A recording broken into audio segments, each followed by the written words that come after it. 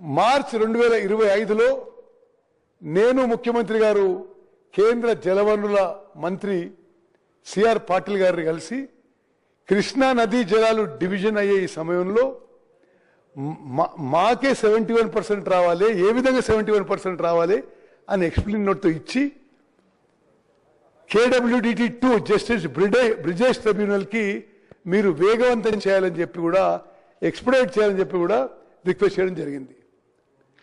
మరి మీకు అదేవిధంగా ఏ విధంగా ఉమ్మడి మహబూబ్నగర్ జిల్లాకి బీఆర్ఎస్ ప్రభుత్వంలో తీవ్రమైన నష్టం జరిగిందో ఇది ఈ స్లైడ్తో నేను మీకు ఎక్స్ప్లెయిన్ చేస్తాను. ఇది చాలా సింపుల్గా కింద ఫిగర్ చూడండి మీరు, లాస్ట్ ఫిగర్స్ గ్రాండ్ టోటల్. మరి సభ్యులందరూ లాస్ట్ ఫిగర్స్ గమనించాలి. అంటే జూరాల కాంప్లెక్స్ నుంచి వివిధ ప్రాజెక్టులకి ఇయర్ మార్క్డ్ క్వాంటిటీ, అంటే మన నీటి కేటాయింపు 65 TMCలు అయితే ఏ సంవత్సరం కూడా ఏ ఒక్క సంవత్సరం కూడా మనకి కేటాయించిన నీళ్లు కూడా ఉపయోగించలేదు. ఎందుకంటే ఈ ప్రాజెక్టులు 2014 నుంచి 2023 వరకు వాళ్ళు 1,80,000 కోట్లు ఖర్చు పెట్టినా దీని మీద ప్రాజెక్టులు పూర్తి చేయలేదు. ఈ ప్రాజెక్ట్కి ఇన్ఫ్రాస్ట్రక్చర్ డెవలప్ చేయలేదు. కాబట్టి ఈ ప్రాజెక్టులకి మనకి నీటి కేటాయింపు ఉన్నా గత బీఆర్ఎస్ ప్రభుత్వంలో పూర్తి చేయలేదు. కాబట్టి మనకి 65 TMCలు ఇయర్ మార్క్డ్ క్వాంటిటీ అయినా యావరేజ్గా మనం 41 TMC వాడుకోగలిగినాము. ఇది ఉమ్మడి మహబూబ్నగర్ జిల్లా ప్రజలకి ప్రతి ఒక్కరికి తెలవాలంటే మనకి అలొకేటెడ్ వాటర్ కూడా అధ్యక్ష అలొకేటెడ్ వాటర్ కూడా ఉపయోగించుకోలేకపోయినాము. ఎందుకంటే ఉమ్మడి మహబూబ్నగర్ జిల్లాలో, ఉమ్మడి నల్గొండ జిల్లాలో గత బీఆర్ఎస్ ప్రభుత్వంలో తీవ్రమైన అన్యాయం జరిగింది. ఇరిగేషన్ ప్రాజెక్టులు పూర్తి చేయడానికి ఏమీ చర్యలు తీసుకోలేదని చెప్పి నేను మనం చేస్తున్నాను. నెక్స్ట్ అదేవిధంగా నెక్స్ట్ అదేవిధంగా ఈ Pothireddypadu head regulator Rayalaseema lift విషయంలో నేను ఈ సభకి కొంత వివరంగా చెప్తా. ఎందుకంటే పోతిరెడ్డిపాడు హెడ్ రెగ్యులేటర్ కానీ రాయలసీమ లిఫ్ట్ ద్వారా తెలంగాణకి రావాల్సిన కృష్ణా నదీ జలాలు 13 TMC పర్ డే. ఇది 13 TMC పర్ డే. గతంలో ఉమ్మడి ఆంధ్రప్రదేశ్లో 4 TMCలు ఉంటే 13 TMCలకు పెరిగింది. దీంట్లో ఒకటి పోతిరెడ్డిపాడు హెడ్ రెగ్యులేటర్ వెడల్పు చేసుకోవడం, SRMC కెనాల్ వెడల్పు చేసుకోవడం, లైనింగ్ చేసుకోవడం, రాయలసీమ లిఫ్ట్ ఇరిగేషన్ స్కీమ్.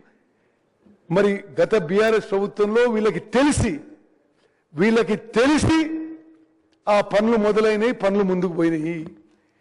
మనం అధికారంలో వచ్చిన తర్వాత ఇది జాగ్రత్త తినాలి. మనం అధికారంలో వచ్చిన తర్వాత కాంగ్రెస్ ప్రభుత్వం వచ్చిన తర్వాత రాయలసీమ లిఫ్ట్ ఇరిగేషన్ స్కీమ్ ఏదైతే 3 TMC పర్ డే ఆంధ్రప్రదేశ్ ప్రభుత్వం ఇల్లీగల్ గా అక్రమంగా మొదలుపెట్టిందో ఆ పనులు ఆపించగలిగినని చెప్పి నేను మనం చేస్తున్నాను.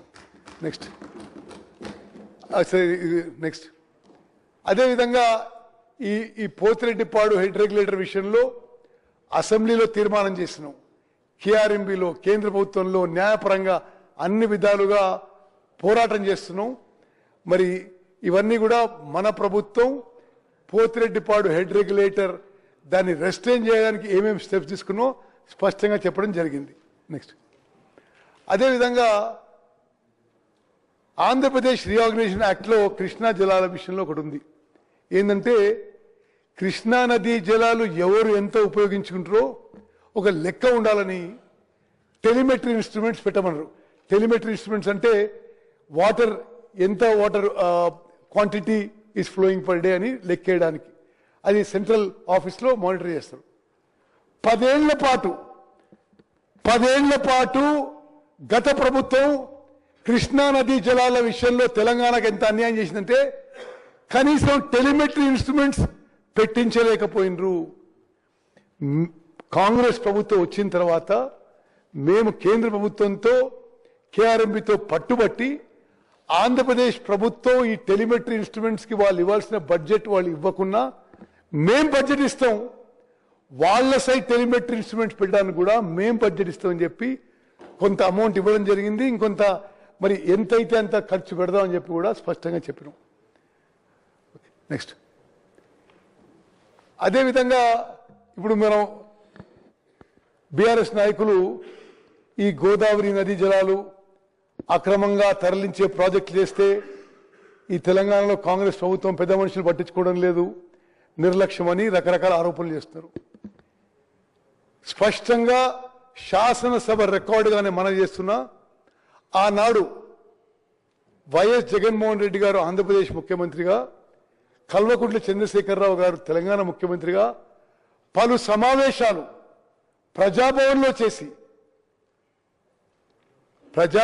చేసి ఆంధ్రాకి లాభమయ్యే విధంగా, ఆంధ్రాకి మేలు జరిగే విధంగా చర్చలు కొనసాగిందని చెప్పి నేను మనవి చేస్తున్నా. చాలా ఇప్పుడేమో బీఆర్ఎస్ పెద్ద మనుషులు ఆంధ్రప్రదేశ్ అక్రమంగా నీళ్లు తరలించకపోతుంది ఈ ప్రభుత్వం ఏం చేస్తుందో ఆరోపణ చేస్తారు.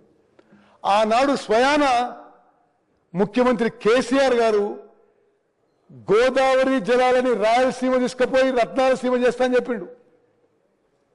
అనేక సందర్భాల్లో శాసనసభలో చెప్పిండు. అక్కడికి రాయలసీమ పోయి మరి అక్కడ శాసనసభ్యురాలు రోజా ఎట్లా చెప్పిండు. మరి మీ అందరికి తెలిసిన విషయం, గోదావరి నదీ జలాల విషయంలో మన ప్రభుత్వం వచ్చిన తర్వాత కేంద్ర ప్రభుత్వంపై న్యాయపరంగా పోరాటం చేసి ఒక్క చుక్క నీళ్లు కూడా తెలంగాణకి రావాల్సిన విషయంలో తెలంగాణ నీటి హక్కుల్లో ఎక్కడా పోనీకుండా చేసింది మనమని చెప్పి నేను మనం చేస్తున్నాం. నెక్స్ట్ ఇవన్నీ ఇప్పుడు ఆ రోజు వాళ్ళు సమావేశాలు పెట్టుకొని ఆంధ్ర తెలంగాణ వేరు కాదు, బేసిన్లు లేవు, బేసిజాలు లేవు, ఇంకా ఎన్నెన్నో ఉన్నాయి ఇటువంటివి. వాళ్ళేమో ఆంధ్రప్రదేశ్కి తెలంగాణ నీటి హక్కులకి ఇబ్బంది కలిగే విధంగా చర్చలు జరిపి ముందుకు పోయినరు. మేమేమో అన్ని ఆపిస్తున్నాం. ఇప్పుడు ఆపిస్తుంటే అసత్య ప్రచారాలు, ఒక ఫాల్స్ నెరేటివ్ బీఆర్ఎస్ పార్టీ పెద్ద మనుషులు ప్రజల్లోకి తీసుకుపోతున్న విషయం యావత్ తెలంగాణ ప్రజానీకాన్ని గుర్తుపెట్టుకోవాలని చెప్పి మనం చేస్తాం. నెక్స్ట్ ఇది ఉదాహరణకి ఒక ఉదాహరణ ఇస్తా. Rayalaseema lift irrigation scheme 3 TMC per day, అంటే ప్రతిరోజు 3 TMCలు శ్రీశైలంలో అబ్సల్యూట్ బాటమ్ నుంచి లిఫ్ట్ చేసే విధంగా